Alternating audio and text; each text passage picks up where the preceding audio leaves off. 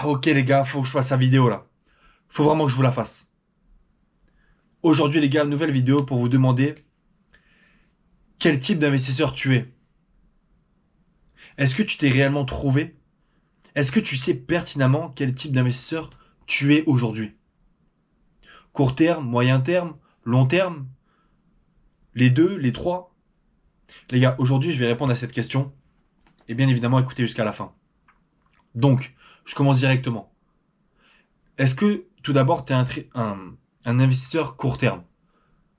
Est-ce que tu es le genre d'investisseur où potentiellement tu vas trader ou potentiellement tu vas pivoter dans tes investissements? Je m'explique. Dans le court terme, il y a le trader. Donc c'est celui qui va vraiment trader soit en minutes, en heures, parfois en plusieurs jours, ou parfois aussi en plusieurs semaines. C'est possible. Soit parce qu'il va surfer sur un narratif, une catégorie, un narratif, c'est-à-dire une catégorie de crypto-monnaie qui va plus monter que le marché en général, ou alors c'est peut-être quelqu'un qui va justement pivoter dans ses investissements. Donc, comme j'ai dit du coup, qui va faire des profits à court terme, donc grâce à ses trading, grâce à ses trades, grâce au surf de narratifs qu'il fait, donc il va surfer sur les narratifs, donc tout ce qui est IA, tout ce qui est DeFi, gaming, enfin bref, il y a tous les secteurs de la crypto-monnaie, mais parfois il y a des secteurs qui ont plus de hype que d'autres, donc ce qui fait qu'ils vont monter plus que les autres, et donc ça va permettre en fait à cet investisseur que tu es peut-être de pouvoir pivoter. Donc tu vas faire des profits à court terme, même si le Bitcoin n'a pas énormément performé, mais toi tu vas quand même faire des profits parce que tu as investi dans une catégorie de crypto-monnaie qui va plus monter que les autres. Et si elle monte plus que les autres, forcément tu vas potentiellement atteindre des paliers de vente et donc tu vas pouvoir retirer des crypto-monnaies et donc pivoter pour pouvoir recharger d'autres crypto-monnaies qui n'ont pas encore monté. C'est ça en fait le pivot. C'est ça en fait un investisseur parfois court terme. D'accord? Donc, les gars, il faut savoir du coup que voilà, cet investisseur court terme, il va pivoter parce que, eh bien, le Bitcoin, en fait, c'est dans cet investissement court terme, il faut savoir que si le Bitcoin ne monte pas forcément, mais que ce secteur monte, il faut savoir pertinemment que le secteur qui a de la hype, qui est en train de monter, il va rechuter et fortement après la hype. D'accord? Il va pas aller tout de moon d'un coup et il va pas s'arrêter. C'est un secteur. C'est pas une crypto-monnaie comme ça qui va péter, qui va jamais s'arrêter. Là, moi, je parle du secteur. Donc c'est pour ça que forcément tu vas faire des profits et forcément tu vas avoir du cash pour réinjecter. En tout cas, ça, c'est pour le court terme. Le moyen terme, comme je l'ai expliqué tout à l'heure, c'est la personne qui va, du coup, avec ses pivots, va pouvoir réinjecter dans plusieurs crypto-monnaies qui n'ont pas encore monté et qui du coup va rester à l'affût. Donc c'est pas l'investisseur qui va être court terme, donc les trading, mais c'est le genre de gars qui va du coup grâce au pivot, parce il va aussi pivoter dans les crypto-monnaies, qui va aussi surfer sur les narratifs, il va du coup réinjecter dans certaines crypto-monnaies qui potentiellement peuvent aussi monter, et mais il va faire que ça par contre. Il va faire que ça, il va pas faire de trading. Et il va pas faire forcément du long terme, c'est-à-dire Bitcoin, Ethereum, etc. Il va pas faire du long terme, il va faire que du moyen terme. Donc que les narratifs, il va être vraiment qu'à la chasse des narratifs qui potentiellement peuvent monter et pourquoi pas ensuite placer un petit peu dans des crypto-monnaies à chaque fois comme ça. Donc il va jamais réellement avoir de vrais projets, vrais cryptos auxquels il va vraiment croire sur le long terme, mais il va que rester sur le moyen terme. Donc il va faire que ça. D'accord? Ça peut aussi, ok, pourquoi pas, ça peut être aussi des trades sur plusieurs semaines. Ça c'est possible. Donc surfer une petite tendance avec pourquoi pas un effet de levier x2 ou x3 maximum, c'est possible aussi. Vous voyez un petit peu ce que je veux dire? Il y a toujours une petite différence, ou parfois une grosse aussi. Et bien évidemment, le troisième du coup, c'est le long terme. Et le long terme, c'est celui qui va poser ses cryptos dans la clé Ledger, dans une clé Ledger ou dans une autre clé, ou enfin bref, dans un cold wallet, comme on l'appelle, et qui va du coup attendre patiemment que ces crypto-monnaies montent au bout de plusieurs années, même 5 10 ans. C'est très très long.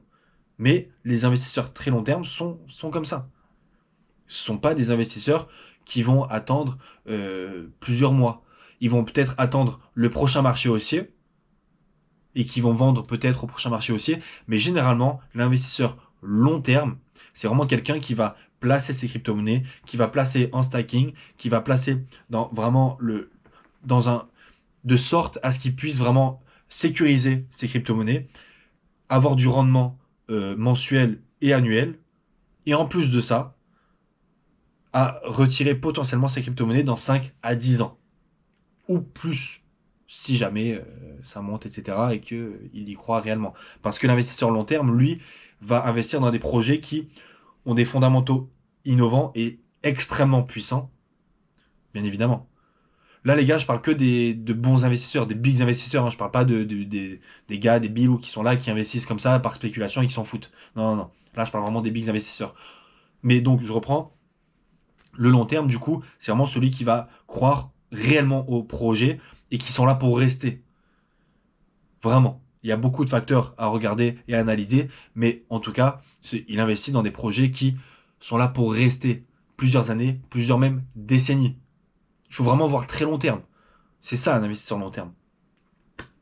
Donc, maintenant que j'ai expliqué ça, vous pouvez voir un petit peu dans quel secteur vous vous intéressez. Enfin, dans quel secteur vous êtes. Court, moyen ou long terme. Pourquoi j'explique ça? Tout simplement pour vous dire que le meilleur investisseur pour moi, c'est celui qui va être dans ces trois catégories en même temps. Mis à part les trades, bien évidemment. Trades sur plusieurs minutes, bref, sur 1 heure, sur 4 heures, même sur plusieurs jours. Enfin, pour moi, je fais pas ça parce que je suis plus dans l'investissement. D'accord? Court, moyen, long terme. Pas dans les trades.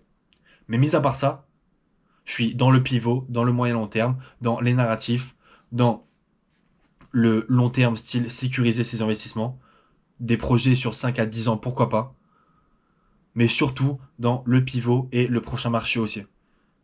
Et sécurisation des crypto-monnaies, etc., etc. Ça passe bien évidemment par l'organisation, les stratégies, et j'en passe. Ok? Et pourquoi j'explique ça? C'est justement pour vous expliquer du coup que il faut, si vous voulez devenir un big investisseur, il faut que vous soyez dans ces trois catégories. Les gars, pour faire un maximum, selon moi, un maximum de profit, il faut être dans ces trois catégories. Pourquoi? Parce que déjà, c'est super important, comme on le répète bien souvent, c'est de pas mettre ses yeux dans le même panier. Donc ça, pour moi, c'est de mettre dans différentes crypto-monnaies, différentes plateformes d'échange, bien sécuriser tout ça, etc. Mais si on va encore plus augmenter les chances de se faire encore plus de gains, et ça, bien évidemment, ça incarne un peu plus de travail, il y a un peu plus de travail derrière, mais il faut être dans ces trois catégories. Ça veut dire que il faut être dans les différents narratifs potentiels qui peuvent monter pour pouvoir ensuite pivoter et ensuite réinjecter si jamais vous le souhaitez, ou alors garder du cash si jamais ça descend à pouvoir réinjecter, pouvoir sécuriser ces crypto-monnaies et pouvoir aussi travailler sur le long terme. Pourquoi travailler sur le long terme? Parce que ça va vous apprendre à justement, par exemple, obtenir des rendements sans rien faire. Les gars, si vous êtes toujours dans le pivot, ça veut dire que si vous restez quelqu'un qui va tout le temps pivoter ses crypto-monnaies à droite, à gauche, qui va tout le temps les manipuler, vous n'allez jamais avoir réellement l'occasion de faire fructifier un petit peu toutes ces cryptos, sauf si vous êtes tous les jours toujours dessus, à tout le temps mettre en stacking. Dès que vous avez une nouvelle crypto-monnaie, boum, chercher, mettre en stacking. C'est possible aussi. Mais les gars, c'est prise de tête un peu. Vaut mieux mettre en stacking les crypto-monnaies que tu sais que tu vas pas bouger pendant plusieurs années. Ou alors le prochain marché aussi, et t'as le temps. Vous voyez ce que je veux dire? C'est pour ça que c'est extrêmement important d'être dans les trois catégories. Et ensuite, pourquoi du coup je vous dis ça? C'est déjà premièrement pour le court terme, c'est celui qui va s'informer et qui va être assujetti à toutes les news et qui va souvent passer à l'action. Il y aura action-réaction, ce sera tout le temps comme ça. En fait, le fait d'être dans les trois catégories, tu vas développer un comportement, une mentalité qui sera tout autre par rapport à un investisseur qui sera que dans le court terme, que dans le moyen terme ou que dans le long terme. Forcément, vu que tu es dans les trois, tu dois développer des compétences plus accrues et qui sont différentes parfois les unes des autres. C'est ça aussi les gars. Plus tu es complet, plus t'es chaud, plus t'es big. C'est logique. Donc, pour le premier, pour le court terme, c'est du coup un gars qui va s'informer souvent. Vu qu'il est court terme, il faut qu'il sache qu'est-ce qui se passe réellement. Donc ça va te pousser à t'informer. Ça va te pousser à regarder les news. Qu'est-ce qui se passe? Ça va un peu sur s'informer aussi. Et tu vas du coup être beaucoup plus réactif. Action-réaction, comme je l'ai dit.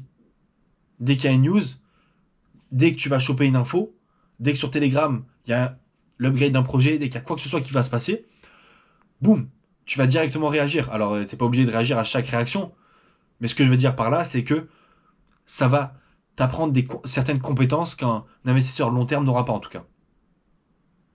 Ok? Pour la deuxième catégorie, c'est savoir s'intéresser au narratif.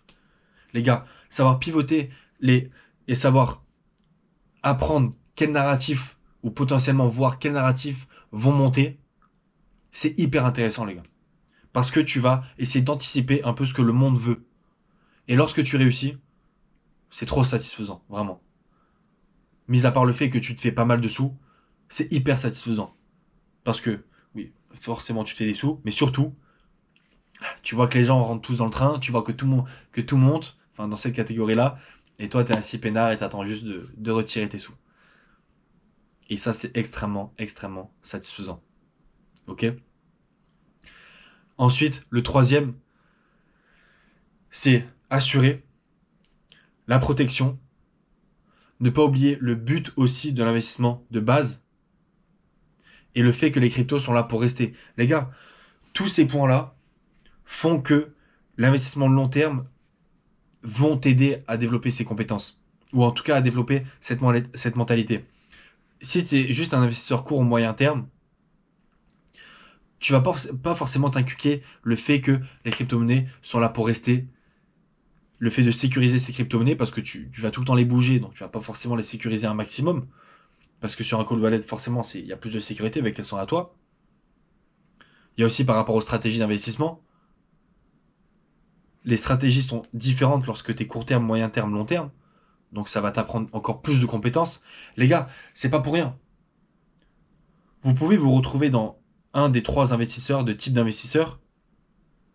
Mais pour moi, le meilleur investisseur, c'est celui qui va être dans les trois types. Qui sera court, moyen et long terme. Vraiment, les gars. Donc, juste pour vous rappeler, quel type d'investisseur vous êtes. Est-ce que vous êtes un big ou un bilou? Ça, c'est à vous de faire votre choix, les gars. Vous pouvez être dans l'un ou l'autre. Ça, c'est libre à vous. Tant que vous faites des sous, tant que ça marche pour vous, il n'y a aucun problème. Mais pour moi, le meilleur investisseur sera, comme je répète, dans les trois catégories en même temps. Ok, les gars? Donc, c'était tout pour aujourd'hui. N'hésitez pas à liker la vidéo, à vous abonner, à partager et à commenter.